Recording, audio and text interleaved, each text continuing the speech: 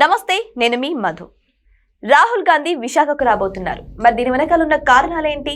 Congress YCP ఒకటి కాబోతున్నాయా అనే సందేహాలు అయితే మొదలవుతున్నాయి.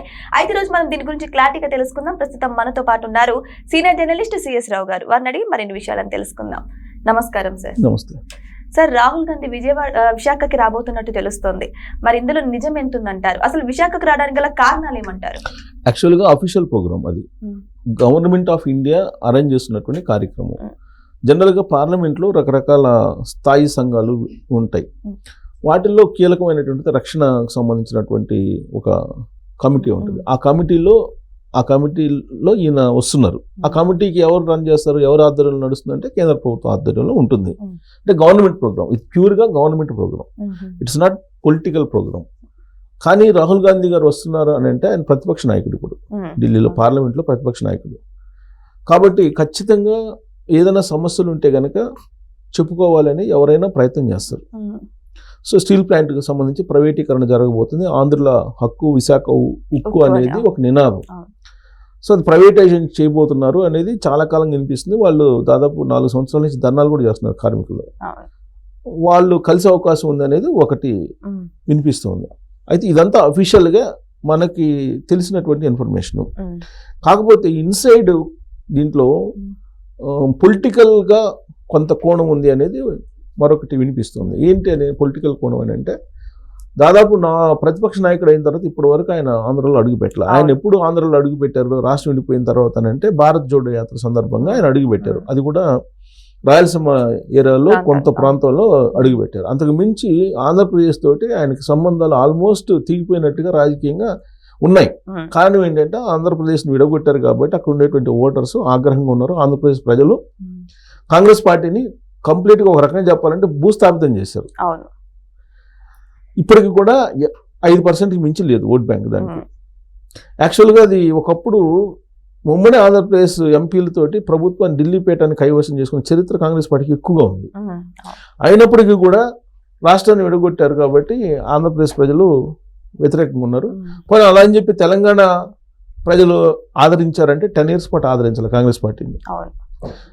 2023లో అది కూడా కేవలం కాంగ్రెస్ పార్టీకి వేసినటువంటి ఓట్ బ్యాంక్ కాదు. ఎందుకంటే ఒకవేళ కాంగ్రెస్ పార్టీకి వేసిన ఓట్ బ్యాంక్ అయితే తెలంగాణ ఇచ్చింది కాంగ్రెస్ కాబట్టి కాంగ్రెస్కి వేద్దామని చెప్పి కనుక తెలంగాణ ఓటర్స్ అనుకొని ఉంటే 64 సీట్లు పరిమితం కాదు. అది కేవలం 64 అంటే 60 మ్యాజిక్ ఫిగర్, 4 స్థానాలు ఎక్కువ ఇచ్చారు. అంటే 10 సంవత్సరాల తర్వాత కూడా కాంగ్రెస్ పార్టీకి పెద్దగా ఆదరణ లేదు. రేవంత్ రెడ్డి గారు ఆయన సొంత ఇమేజ్ తోటి, సొంతంగా ఉన్నటువంటి క్యాలిబర్ తోటి అధికారంలోకి వచ్చారు అనేది వినిపిస్తుంది ఇవాళకి కూడా. కేవలం కాంగ్రెస్ పార్టీ బలం చాలదు, దానికి రేవంత్ రెడ్డి గారి స్టామినా, ఆయన క్యాలిబర్ యాడ్ అయింది కాబట్టి వాళ్ళ అధికారంలో ఉండగలిగింది కాంగ్రెస్ పార్టీ. అంటే దాని అర్థం ఏంటి? తెలంగాణ ప్రజలు కూడా కాంగ్రెస్ పార్టీని నమ్మల పూర్తి స్థాయిలో. సరే, ఆంధ్రప్రదేశ్ ప్రజలు అసలు నమ్మల. అయినప్పటికీ రాజకీయ పార్టీలకు కానీ రాజకీయ నాయకులకు కానీ ఒక ఆశ ఉంటుంది, ఏదో ఒక రోజు మనకి ప్రజలు ఆదరించకపోతారా, ఓట్లు లేకపోతారా అని పోరాడుతూ ఉంటారు. అలా అంతా చూస్తుంటే సార్ ఒక స్ట్రాటజీ లాగా అనిపిస్తుంది. ఎందుకు అంటే రాహుల్ గాంధీ రాకముందే ఇక్కడ కాంగ్రెస్, వైసీపీ, అదే షర్మిల, జగన్మోహన్ రెడ్డి కలిసిపోయారు. సో ఇదంతా కూడా ఒక స్ట్రాటజీ ఏమో అన్నట్టు అనిపిస్తుంది సార్ చూసే వాళ్ళకి కూడా. ఆ స్ట్రాటజీ ఎక్కడి నుంచి స్టార్ట్ అయింది? బెంగళూరు కేంద్రంగా స్టార్ట్ అయింది. యాక్చువల్గా బెంగళూరులో పావులు కదుపుతున్నారు. గతంలో షర్మిల గారు తెలంగాణలో పార్టీ పెట్టిన వైఎస్ఆర్ తెలంగాణ పార్టీ, ఆ తర్వాత కాంగ్రెస్ పార్టీలో మెర్జ్ అయినా, ఇప్పుడు జగన్మోహన్ రెడ్డి గారు కాంగ్రెస్ పార్టీ తోటి దగ్గర అవుతున్నారు అని చెప్పి వస్తున్నటువంటి న్యూస్. కానీ ఇదంతా కూడా ఎక్కడి నుంచి ఆడ ఆపరేషన్ జరుగుతుందంటే బెంగళూరు కేంద్రంగా జరుగుతుంది అనేది సర్వత్రా రాజకీయాల్లో వినిపిస్తుంది.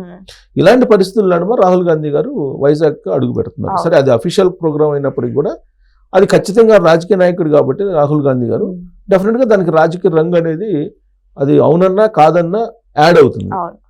సో ఇప్పుడు రాహుల్ గాంధీ గారిని అక్కడ విశాఖ ప్రజలు ఆదరిస్తారనేది ఒకటైతే, సో రాహుల్ గాంధీ గారు ఎంట్రీ అనేది ఆంధ్రప్రదేశ్లో కాన్సన్ట్రేషన్ చేస్తున్నారు. ఆ ఎంట్రీ ఎలా ఉండబోతుంది అనే దాని మీద చర్చ జరుగుతుంది.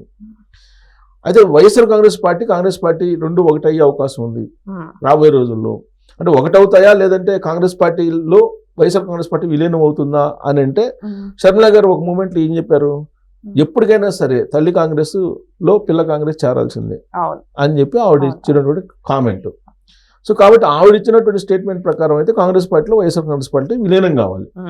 అలాంటి పరిస్థితి ఉందా రాష్ట్రంలో అంటే లేదు. ఎందుకంటే జగన్మోహన్ రెడ్డి గారికి 39% ఓట్ బ్యాంక్ ఉంది, బలమైనటువంటి నాయకుడు.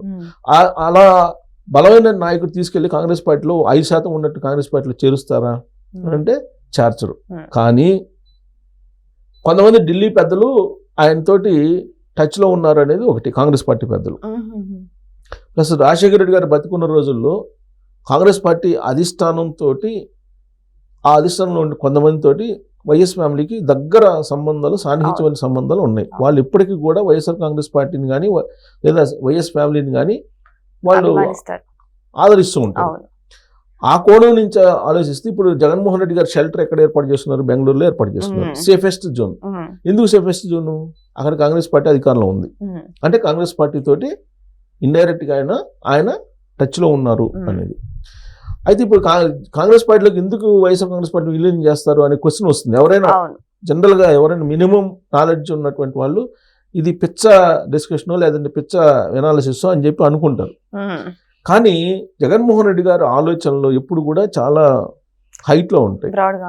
ఆయన టార్గెట్ ఏంటంటే సోనియా గాంధీని ఎదిరించి పోరాడినటువంటి లీడర్ అని చెప్పేసి వైఎస్ఆర్ కాంగ్రెస్ పార్టీ వాళ్ళు చాలా సగర్వంగా చెప్తుంటారు ఇప్పటికి కూడా. సో కాబట్టి ఆయన టార్గెట్ ఏంటి? ఇప్పుడు మేబీ ఇప్పుడు ఇబ్బంది పెడుతున్నటువంటి వాళ్ళు కానీ లేదంటే హైలో ఇప్పుడు నా కెపాసిటీ ఆంధ్ర కాదు, నా కెపాసిటీ ఢిల్లీ అనుకున్నాడు అనుకోండి.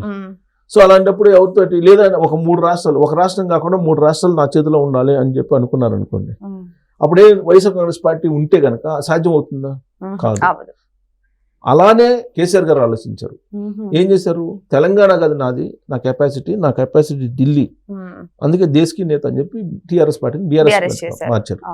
కానీ అక్కడ వైఎస్ఆర్ కాంగ్రెస్ పార్టీని నేషనల్ పార్టీగా అనౌన్స్ చేయడం తెలియదు. అందుకే నేషనల్ పార్టీకి వెళ్తే తప్ప ఆయన అనుకున్నటువంటి ఎలివేషన్ రాదు. బహుశా ఆ కోణం నుంచి ఆలోచించి ఇప్పుడు కర్ణాటకలో అలాగే తెలంగాణలో ఆయనకి ఉన్నటువంటి ఆస్తులు, విలువైనటువంటి ఆస్తులు, కొన్ని లక్షల కోట్ల రూపాయలు విలువ చేసిన ఆస్తులు తెలంగాణలో అలాగే కర్ణాటకలో ఉన్నాయి. ఎంతో కొంత కర్ణాటకలో గాలి జనార్దన్ రెడ్డి వీళ్ళు ఇద్దరు కలిసే ఉంటారు. సరే, నేను ఎప్పుడు చూడలేదు గాలి జనార్దన్ రెడ్డి అని చెప్పి జగన్మోహన్ రెడ్డి గారు ఒక మూమెంట్లో అన్నారు. కానీ అది ఆ మాట చెప్తే ఎవరు నమ్మే పరిస్థితి ఉండదు. సో కాబట్టి అక్కడ గాలి జనార్దన్ రెడ్డి కానీ లేదా జగన్మోహన్ రెడ్డి గారు కానీ ఈ టీం ఉంది. సో తెలంగాణలో ఎంత బలం ఉందో కర్ణాటకలో కూడా అంతే బలం ఉంది జగన్మోహన్ రెడ్డి గారు. కాబట్టి కర్ణాటక, తెలంగాణ, ఆంధ్రప్రదేశ్ ఈ 3 రాష్ట్రాలు కాంగ్రెస్ పార్టీ కైవసం కావాలంటే ఒక బలమైన నాయకుడు కావాలి ఎవరు? కాంగ్రెస్ పార్టీకి. సో జగన్మోహన్ రెడ్డి గారు వస్తే ఈ 3 రాష్ట్రాలు తన సొంతం అవుతుందని చెప్పి కాంగ్రెస్ పార్టీ అధిష్టానం అనుకుంటుంది డెఫినెట్ గా. మరి అంత స్థాయి పవర్ఫుల్ పోస్ట్ ఇవ్వాలంటే మరి ఆ స్థాయిలో వాళ్ళ రిక్వైర్మెంట్స్ కూడా ఇప్పుడు జగన్మోహన్ రెడ్డి గారు కూడా అక్కడ కలవాలి అని ఒకవేళ అనుకుంటే కనుక ఇక్కడ మొత్తం ఈ దక్షిణ భారతదేశం మొత్తం ఆయన చేతిలో పెట్టాల్సిందే కాంగ్రెస్ పార్టీ. ఆ యాంగిల్లో వీళ్ళ మధ్య డిస్కషన్ జరుగుతుంది. ఒకవేళ అది వర్కౌట్ అయితే కనుక ఈయన వైఎస్ఆర్ కాంగ్రెస్ పార్టీని తీసుకుని కాంగ్రెస్ పార్టీలో కలపడం, దక్షిణ భారతదేశాన్ని మొత్తాన్ని ఈయన చేతిలో పెట్టడం అనేది ఒక చర్చ జరుగుతుంది ఢిల్లీలో. కానీ నిజానికి సార్ ఒక పెద్ద స్కెచ్ వల్ల జగన్మోహన్ రెడ్డి పావులు కదుపుతున్నారు కాంగ్రెస్ లో చేరడానికి అనుకుందాం. కానీ ఇక్కడ కొన్ని వ్యాఖ్యలు కూడా మనం విన్నాము. ఏంటంటే మోదీకి జగన్మోహన్ రెడ్డి దత్తపుత్రుడని, బీజేపీకి వీళ్ళకి సత్సంబంధాలు ఉన్నాయని వింటున్నాం.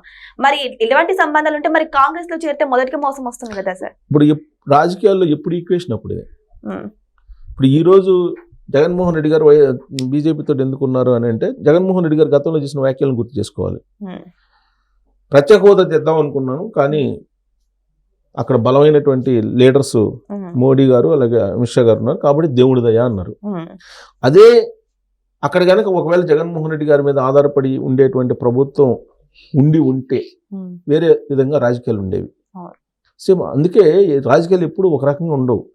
మళ్ళా బీజేపీ వాళ్ళు వస్తారా రారా అనేటువంటి సందేహం ఇప్పుడు ఉందనుకోండి, అతనికి సర్వేలు చెప్పించుకుంటారు కదా ఎవరైనా. సో అలాంటప్పుడు సెకండ్ ఆప్షన్ అయితే ఒకటి పెట్టుకుంటారు కదా. అందులో జగన్మోహన్ రెడ్డి గారు లాంటి లీడరు ఎప్పుడైనా సరే plan A, plan B, plan C కూడా ఉంటుంది, డెఫినెట్ గా ఉంటుంది. సో కాబట్టి రాజకీయాల్లో ఎప్పుడు ఏదైనా పైగా కాంగ్రెస్ పార్టీ తోటి అనుబంధం ఉంది, వాళ్ళకి వాళ్ళ ఫ్యామిలీకి అనుబంధం ఉంది, వాళ్ళ ఇంట్లో ఇష్యూస్ ఉన్నాయి చాలా. వీళ్ళన్నింటినీ సార్ట్అవుట్ చేస్తున్న ఎవరు? డీకే శివకుమార్ అనేది అందరికీ తెలిసినటువంటి అంశమే. అంటే ఢిల్లీలో బెంగళూరు నుంచి ఢిల్లీకి మొత్తం నడుపుతుంది ఎవరంటే డీకే శివకుమార్.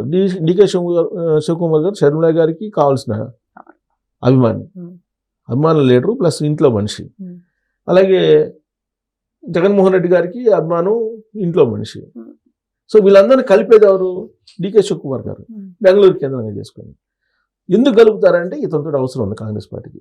దాన్ని నువ్వు అడిగావు ఏంటంటే జగన్మోహన్ రెడ్డి గారు కాంగ్రెస్ పార్టీలో కలుస్తారని. జగన్మోహన్ రెడ్డి గారు కాంగ్రెస్లో కలవరు. కాంగ్రెసే జగన్మోహన్ రెడ్డి గారిని కలుపుకొని దక్షిణ భారతదేశంలో ఆయనకు ఒక కీలకమైనటువంటి లీడర్గా ఫోకస్ చేస్తే వస్తారేమో అనేది వాళ్ళ ఆలోచన. బహుశా అది నచ్చితే ఈయన కూడా వెళ్ళొచ్చు. రాహుల్ గాంధీ గారు వైజాగ్ వస్తున్నారు కాబట్టి ఈ పావులు మరింత ముందుకు వెళ్ళడానికి అవకాశం ఉంది ఈ టూరు. ఆ కోణం నుంచి రాహుల్ గాంధీ గారి టూర్ని చూస్తూ ఉన్నారు. రాజకీయ వర్గాల్లో నడుస్తుంది. ప్లస్ రాజకీయాల్లో కూడా రాహుల్ గాంధీ గారు వైజాగ్ వచ్చిన తర్వాత ఎంతో కొంత ఈక్వేషన్స్ అనేది మారే అవకాశాలు ఉన్నాయి. సో ఏదేమైనా సరే రాహుల్ గాంధీ గారు విశాఖపట్నం రావడానికి వెనుక ఎన్నో రాజకీయ పరిణామాలు సంతరించుకుంటాయని కొన్ని వార్తలు అయితే వస్తున్నాయి. మరి వెయిట్ చేసి చూద్దాం రాహుల్ గాంధీ వచ్చిన తర్వాత ఎటువంటి కీలక పరిణామాలు సంతరించుకుంటాయని. Thank you so much. Thank you.